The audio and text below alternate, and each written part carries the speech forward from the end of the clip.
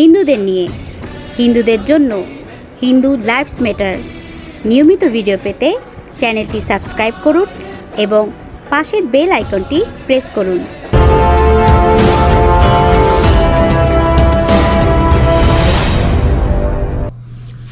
নমস্কার সুপ্রিয় দর্শক, আপনাদের সকলকে স্বাগত জানাচ্ছি হিন্দু লাইফস ম্যাটার ইউটিউব চ্যানেলে। আশা করি আপনারা পৃথিবীর যে প্রান্তেই আছেন ভালো আছেন, সুস্থ আছেন।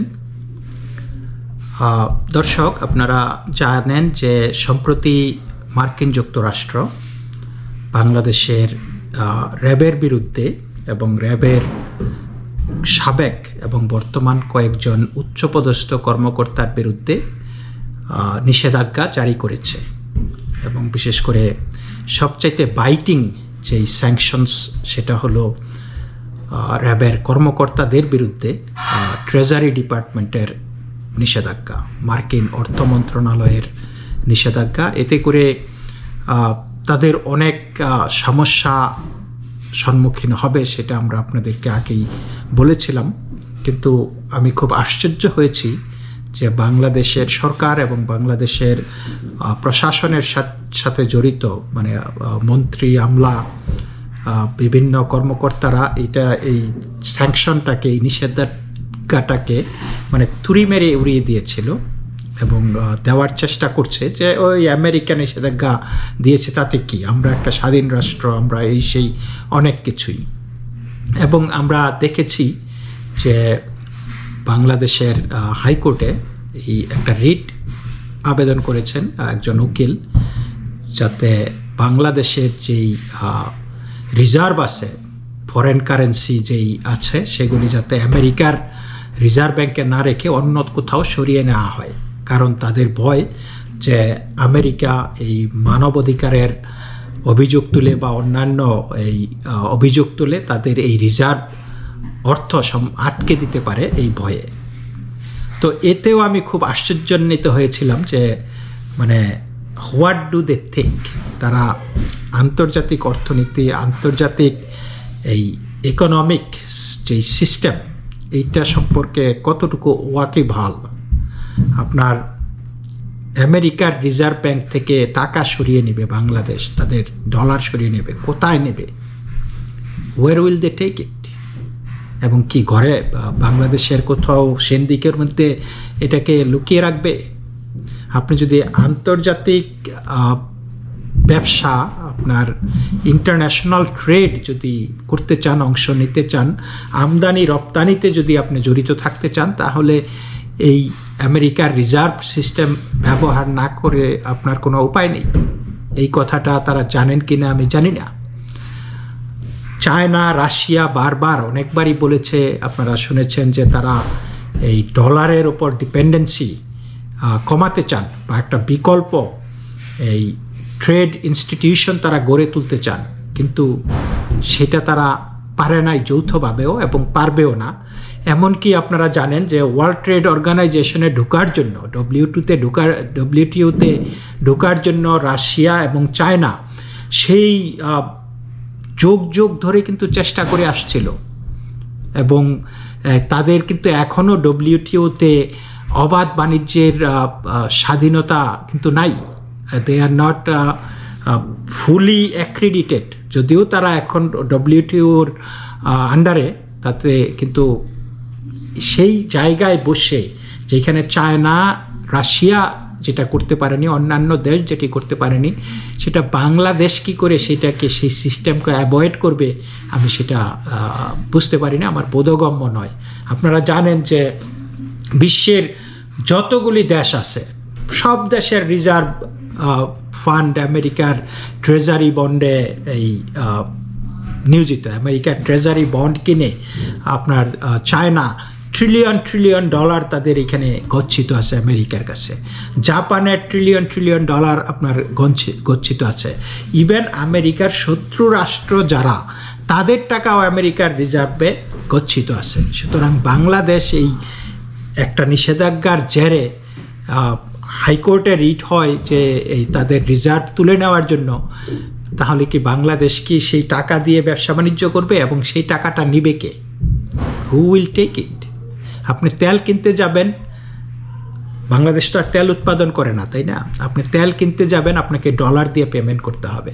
আপনি যাই করতে যান, আপনি ক্রেডিট কার্ড ট্রানজ্যাকশন করতে যাবেন, আপনি ইন্টারন্যাশনাল মানি ট্রান্সফার করবেন, সব কিছুতে আপনাকে আমেরিকান সিস্টেম ব্যবহার করতে হবে। There is no way around it. আমি এই কথা আগেও বলেছি, 85 to 90% trade and transactions are done through the American apparatus, American financial system.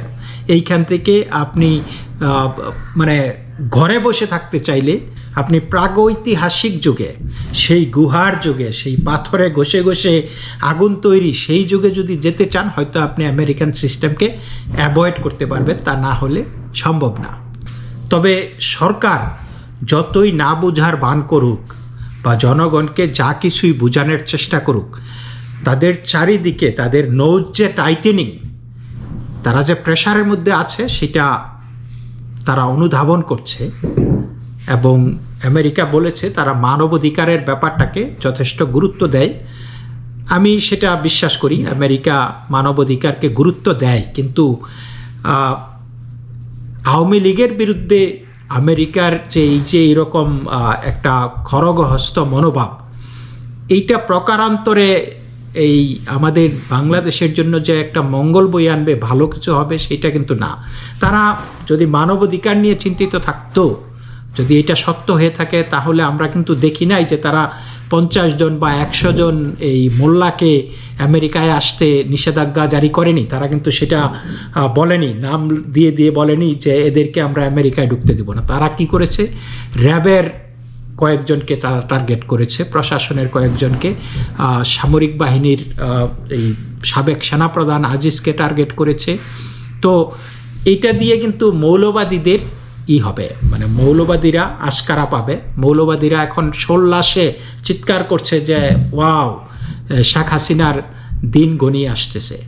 তারা কিন্তু যদি মানবাধিকার নিয়ে, মানবাধিকার লঙ্ঘন করছে কারা? সংখ্যালঘুরা যেইভাবে নির্যাতিত হচ্ছে বাংলাদেশে, সেই দিক থেকে চিন্তা করলে কিন্তু উচিত ছিল সেই মৌলবাদীদের বিরুদ্ধে নিষেধাজ্ঞা আনা, কিন্তু সেটা করেনি। সুতরাং আমি খুব একটা আশ্বস্ত না যে তাদের টার্গেটটা কী। এবং আমেরিকা সবসময়ই ভুল করে, আমেরিকা সবসময়ই এই মৌলবাদীদেরকে আশকারা দেয়, মৌলবাদীদের পক্ষ নেয়, এবং তার মাসুল কিন্তু দেশ এবং জনগণ এবং সভ্যতা বারবারই দিয়ে আসছে। এবং আমেরিকা এইবারও এইখানেও একটা ভুল করতেছে। এবং যদি তারা র্যাবের বিরুদ্ধে নিষেধাজ্ঞা দিবেই, মানবাধিকার অবশ্যই র্যাব লঙ্ঘন করছে, এবং র্যাব নিজেও জানে, নিজেরাও স্বীকার করেছে যে কিছু কিছু ক্ষেত্রে মানবাধিকার লঙ্ঘনের ঘটনা ঘটেছে। কিন্তু পাশাপাশি যদি মৌলবাদীদেরকেও টার্গেট করতো, বিএনপির আমলে, জামাতের আমলে যেই ঘটনাগুলি ঘটেছে তাদেরকে টার্গেট করে যদি একটা লিস্ট দিত, তাহলে আমরা বুঝতে পারতাম যে তারা ইভেন হ্যান্ডেড একটা অ্যাপ্রোচ নিচ্ছে, যে যেইখানেই মানবাধিকার লঙ্ঘিত হবে সেইখানেই তারা সরব হবে। যাই হোক, এরপরেও র্যাব এবং সরকার এবং প্রশাসন এতদিন এটাকে আন্ডার এস্টিমেট করে আসলেও সম্প্রতি তাদের ভুল পাল্টেছে। আমরা দেখেছি যে বাংলাদেশের পররাষ্ট্রমন্ত্রী, আমেরিকার পররাষ্ট্রমন্ত্রী টনি ব্লিংকেনকে বলেছে যে এর পরে যাতে কোনো ধরনের সিদ্ধান্ত নিতে হলে তারা যাতে আমেরিকা যাতে তাদের সাথে আলোচনা করে বা ব্যাপারটা যাতে জানায়। এবং আরেকটা জিনিস হলো যে আমেরিকা এই নতুন করে বাংলাদেশের কাছে একটা প্রস্তাব পাঠিয়েছে যে আমেরিকার সামরিক সাহায্য পেতে হলে বাংলাদেশকে কি কি শর্তগুলি পূরণ করতে হবে, শর্ত মেনে চলতে হবে, এবং বাংলাদেশ মেনে নিয়েছে যে তারা সেই শর্তগুলি পূরণ করবে, এবং সেই শর্তে স্বাক্ষর করে আমেরিকার সেই সামরিক সাহায্য গ্রহণ করতে রাজি হয়েছে, which is a good sign. এবং সম্প্রতি আরেকটা প্রতিবেদন এসেছে যেখানে এই র্যাব খুবই উৎসুক, তারা গভর্নমেন্টের ওপর মোটামুটি প্রেশার দিচ্ছে যাতে আমেরিকার সাথে যেই এই টানাপোড়েনটা, এটার যাতে একটা সুরা হয়। এবং এই রিপোর্টটা হয়তো আপনারা দেখেছেন, প্রথম আলোতে ফলাও করে এই রিপোর্টটা ছাপিয়েছে। র্যাব বলছে যে প্রতিষ্ঠার পর থেকে কোনো না কোনোভাবে যুক্তরাষ্ট্রের সহযোগিতা অব্যাহত ছিল এই র্যাবের কর্মকাণ্ডে। তারা চায় সহযোগিতামূলক সম্পর্ক বহাল থাকুক। প্রতিষ্ঠান হিসাবে গোটা বাহিনীর সাবেক ও বর্তমান মহাপরিচালক সহ 7 জনের ওপর নিষেধাজ্ঞা আরোপের প্রায় 2 সপ্তাহ পর আইনশৃঙ্খলা বাহিনীর একাধিক সূত্র বলেছে যে মার্কিন যুক্তরাষ্ট্রের পররাষ্ট্র ও রাজস্ব দপ্তরের নিষেধাজ্ঞা নিয়ে বাহিনীর ভেতরে প্রচণ্ড অস্বস্তি বিরাজ করছে।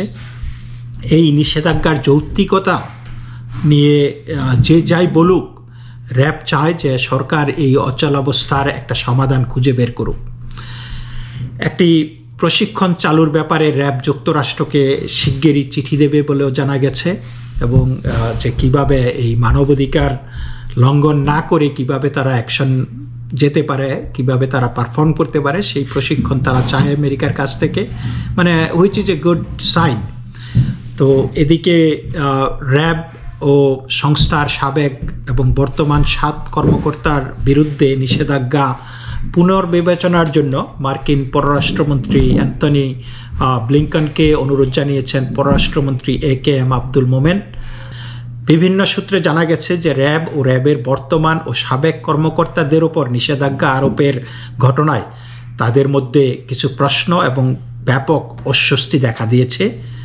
আমেরিকা যদি এই বাহিনীর পিছনে মানে লেগে যায় ভালোভাবেই, তাহলে অনেক প্রবলেম হবে। এবং আমরা ইতিমধ্যে জেনেছি যে বাংলাদেশের বেশ কয়েকজন সাংসদ এবং মন্ত্রীকে আমেরিকায় ঢুকতে বাধা দেওয়া হয়েছে, এবং একই সাথে অস্ট্রেলিয়া এবং কানাডাতেও ঢুকতে বাধা দেওয়া হয়েছে। সো এরপরে এইটা যে কোন জায়গায় গিয়ে ঠেকে, আর এই নিষেধাজ্ঞার আওতায় এই প্রশাসনের আর কে পড়তে পারে, এটা নিয়ে চরম অস্বস্তি বিরাজ করছে। তবে তারা চাইছে যে এটার একটা শান্তিপূর্ণ সমাধান হোক, এবং কিছু দাবি দেওয়া, কিছু ছাড় দেওয়া হলেও যাতে এই ব্যাপারটা নিরসন হয়। কোনো কর্মকর্তার স্বজনরা লেখাপড়ার জন্য কানাডা ও যুক্তরাষ্ট্রে আছেন। তাদের কাছে টাকা পাঠানো বা তাদের লেখাপড়া চালিয়ে যাওয়ায় প্রতিবন্ধকতা হতে পারে এমন আশঙ্কা আছে কারো। কোনো কর্মকর্তার যুক্তরাষ্ট্রে প্রশিক্ষণ নিতে যাওয়ার কথা এবং তাদের ভিসা রয়েছে।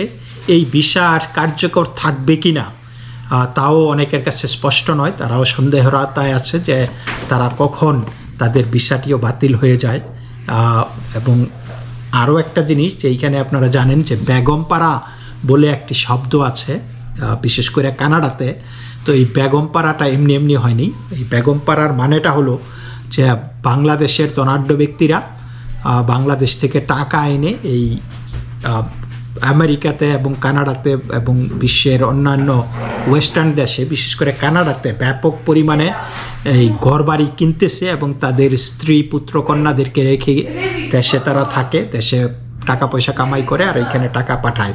এবং এই বেগমপাড়া নিয়েও তাদের অনেক অস্বস্তি, কারণ ইতিমধ্যে আমরা শুনেছি যে কারো এই সম্পত্তি বাজেয়াপ্ত হয়েছে। তো এটা কিন্তু খুবই একটা ডিস্ট্রেসিং নিউজ। যারা নাকি বাংলাদেশ থেকে টাকা পাঠিয়ে এইখানে একটা সেফ হ্যাভেন হিসাবে একটি বিকল্প রাস্তা তারা ধরে রেখেছিল, সেই রাস্তাটা কিন্তু ক্লোজ হয়ে যাচ্ছে। আপনারা জানেন যে 2004 সালে র্যাব গঠনের পর থেকেই এর কার্যক্রম এবং বিচার বহির্ভূত হত্যাকাণ্ড, মানবাধিকার লঙ্ঘন, এই জাতীয় ঘটনাবলী নিয়ে বিশ্বের বিভিন্ন দেশ, আমেরিকা এবং ওয়েস্টার্ন অ্যালায়েন্স তাদের অবজারভেশনগুলি তারা তুলে ধরেছিল বিভিন্ন সময়ে। সেটা বর্তমানে প্রকট আকার ধারণ করেছে। গত বছরের অক্টোবর মাসে রিপাবলিকান ও ডেমোক্র্যাট দলের 10 জন সিনেটর পররাষ্ট্র ও ট্রেজারি ডিপার্টমেন্টের কাছে গুরুতর মানবাধিকার লঙ্ঘনের দায়ে র্যাবের কয়েকজন কর্মকর্তার বিরুদ্ধে নিষেধাজ্ঞা আরোপের দাবি পেশ করেছিলেন। যুক্তরাষ্ট্রের ট্রেজারি ডিপার্টমেন্টের সার্কুলারে বলা হয়, বাংলাদেশ সরকারের মাদকের বিরুদ্ধে যুদ্ধের অংশ হিসাবে র্যাবের যে কার্যক্রম, তার বিরুদ্ধে ব্যাপক ও গুরুতর মানবাধিকার লঙ্ঘনের অভিযোগ রয়েছে। এই মানবাধিকার লঙ্ঘন ও আইনের শাসনের প্রতি অবজ্ঞা যুক্তরাষ্ট্রের জাতীয় নিরাপত্তা স্বার্থ ও বাংলাদেশের মানুষের অর্থনৈতিক উন্নতিকে হুমকির মুখে ফেলে দিয়েছে।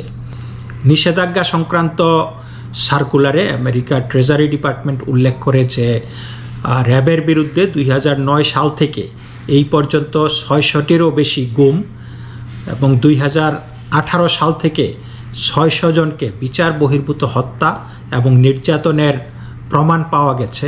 এগুলি অত্যন্ত গুরুতর অভিযোগ এবং যুক্তরাষ্ট্র চায় যে র্যাব এই জিনিসগুলি থেকে বেরিয়ে আসুক, তারা মানুষের মানবাধিকার রক্ষা করুক এবং আমরা যুক্তরাষ্ট্রের এই মানবাধিকারের কে সমুন্নত রাখার প্রচেষ্টাকে সাধুবাদ জানাই। একই সাথে এইটাও দেখতে হবে যে মৌলবাদী শক্তির হাত যেন শক্তিশালী না হয়, তারা যাতে আশকারা না পায়, তাদের স্বার্থ যাতে হাসিল না হয়, এই জিনিসগুলি মার্কিন যুক্তরাষ্ট্রকে দেখতে হবে। আওয়ামী লীগের অনেক ভুল আছে নিশ্চিতই, এটা অস্বীকার করার উপায় নাই, কিন্তু আওয়ামী লীগের আমলে বাংলাদেশের যে অর্থনৈতিক প্রবৃদ্ধি, এই জঙ্গি দমন, এইগুলিকে দেখে অন্তত একটা ব্যালেন্সড পদক্ষেপ আমেরিকার নেওয়া উচিত। আমি বলবো যে ইয়েস, মানবাধিকারের ক্ষেত্রে সরকারের অনেক করণীয় আছে, বিশেষ করে এই বাংলাদেশে যে মৌলবাদীদের দ্বারা সংখ্যালঘুদের ওপর যে নির্যাতন হচ্ছে, আমি বিশ্বাস করি যে সেটা এই মার্কিন যুক্তরাষ্ট্রের গোচরে আছে এবং সেটা তারা সরাসরি উল্লেখ না করে একটা র্যাবের ওপর দায় চাপিয়ে দিয়ে সরকারের দৃষ্টি আকর্ষণ করার চেষ্টা করছে এবং আমার বিশ্বাস যে সরকার সেই জিনিসটা বুঝতে পারবে। আপনারা লক্ষ্য করে দেখেন যে এই নিষেধাজ্ঞা এসেছে এই বাংলাদেশের হাজার হাজার হিন্দুরা এই হোয়াইট হাউসের সামনে বিক্ষোভ করার সপ্তাহ দুয়েক পরেই কিন্তু। সো আমাদের এই প্রতিবাদ, আমাদের এই বিক্ষোভের রেজাল্ট যে একটা হয়েছে সেটা অনায়াসে বলা যায় এবং আমি বলবো যে এটি যে একটা পলিসি যখন একটা দেশ নেয়, বিশেষ করে আমেরিকার মতো দেশ, এটার একটা মাল্টি ফ্যাসেটেড একটি অ্যাপ্রোচ থাকে এবং আমেরিকা যখন একটা সিদ্ধান্ত নেয়, এটা কিন্তু শুধু আমেরিকার সিদ্ধান্ত নয়, এটা কিন্তু এই তাদের alliance America, Canada, New Zealand, Australia, England, তারপরে ন্যাটোভুক্ত দেশগুলি, এরা কিন্তু জাপান, এগুলি কিন্তু একযুগেই সিদ্ধান্তগুলি নেয়। সো এটা শুধু আমেরিকার একক সিদ্ধান্ত নয় এবং আমি আগেই উল্লেখ করেছি যে বেশ কয়েকজনকে অলরেডি অস্ট্রেলিয়া, কানাডা, আমেরিকা, ইংল্যান্ডে ঢুকতে দেওয়া হয়নি সরকারের খুব ঘনিষ্ঠ কিছু মানুষকে, ঘনিষ্ঠ কিছু কর্মকর্তাকে। So this is a big warning. সরকারকে অবশ্যই পদক্ষেপ নিতে হবে এবং সরকারকে আরও পদক্ষেপ নিতে হবে এই কারণে যে বাংলাদেশ যাতে মৌলবাদীদের হাতে না পড়ে। তো আজ এই পর্যন্তই। আপনারা সকলে ভালো থাকবেন। নমস্কার।